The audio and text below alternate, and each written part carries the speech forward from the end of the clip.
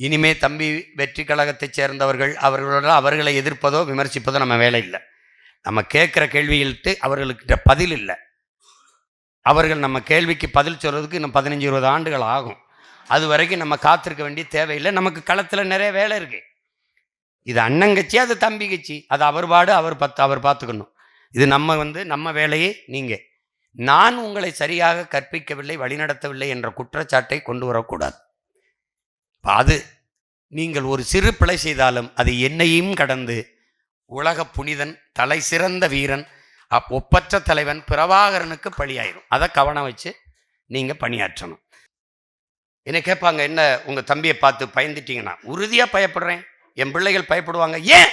இந்த மண்ணை மக்களை உண்மையிலேயே பேரன்பு கொண்டு நேசிக்கிற எவனும் பயப்படுவான். ஏன் பயப்படுவான்? ஒரு பெரும் கனவு.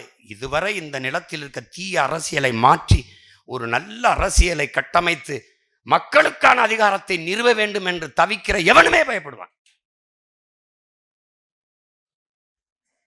ஆனால் எந்த துணிவில் களத்துக்கு போறோம்? திரை கவர்ச்சி மங்கு, இன எழுச்சி எப்போதும் பொங்கு. அதனால அதை போட்டு குழப்பிக்காத. அங்கே நிற்பவர்கள் நம்ம உடன் பிறந்தவர்கள், அவருக்கும் சேர்த்து நாம் களத்தில் நின்று போராடிட்டு இருக்கோம். வேளாண் குடிமகன் உழுவதும் விதைப்பதும் விளைய வைப்பதும் அறுவடை செய்வதும் அவன் வீட்டின் பசியாறுவதற்கல்ல. அவனுக்கு 10 மூட்டை போதும். இப்போ என் தம்பி சின்ன விவசாயம் அறுத்து நான் 50 மூட்டை வந்திருக்கு, சாப்பாட்டுக்கு வச்சாச்சு, மீதி எல்லாம் அம்மா எடுத்துட்டு போய் அன்னைக்கு அடுத்த நாளே வித்துருவான். அந்த யாருக்கு? உலகத்தாரின் பசிக்கு, நாட்டு மக்களின் பசிக்கு. அப்போ அது மாதிரி தான் நீ வேலை செய்யணும். தலைவர் நமக்கு என்ன கற்பிக்கிறார்? நம் விடுதலையை ஆதரிப்பவர்கள், ஆதரிக்காதவர்கள், ஏற்பவர்கள், எதிர்ப்பவர்கள் எல்லாருக்குமான தேசம்தான் நாம் அடைய போராடுறோம். அப்படின்னா யாருக்கு? எல்லாருக்கும் சேர்த்தா நம்ம போராடிட்டு இருக்கான். 150 கோடி மக்கள், மொத்தமாக 15-16 லட்சம் தான் இராணுவ வீரர் இருப்பான். இவன்லாம் சொகுசா படுத்துருக்கிறதுக்கு நம்ம காஷ்மீர் பணியில் துப்பாக்கியோட இருக்கணுமா நினைச்சான்னு வச்சுக்க, ஒன்றும் பண்ண முடியாது. அப்போ எல்லாருக்கும் சேர்த்து போராடுவது என்பது நம் பிறவி கடமை. அதை புரிஞ்சுக்கிட்டு களத்தில் நிற்கணும். நேரம் இங்கே பொன் போன்றதல்ல என் உடன் பிறந்தவர்களே, உயிர் போன்றது.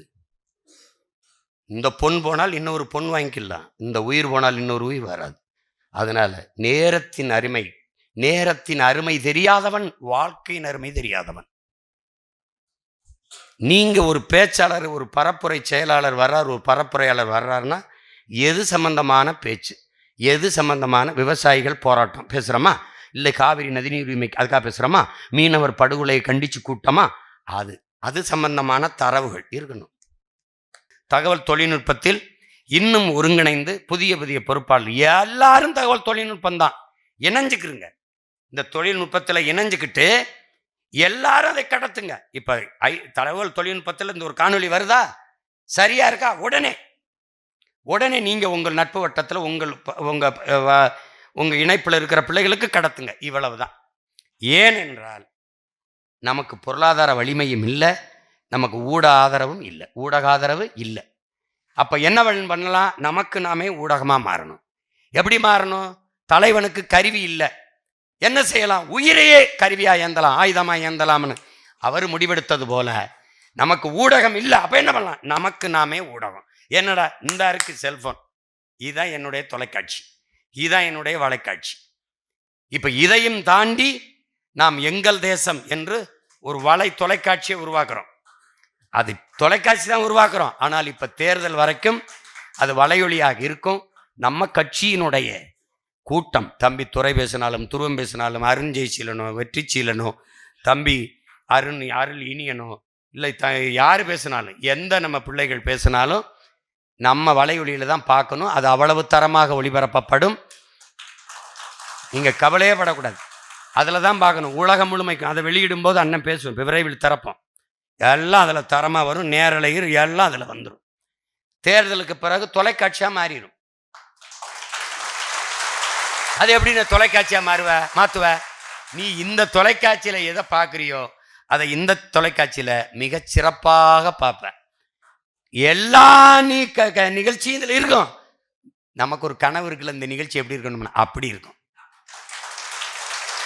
நீ வேணா பாடுறா, நான் ஒரு பட்டிமன்றம் வைக்கிறேன்டா, மழலையர்கள் மன்றம்னு ஒன்று வைக்கிறேன்டா, மழலை தமிழ் மன்றம்னு ஒன்று வைக்கிறேன்.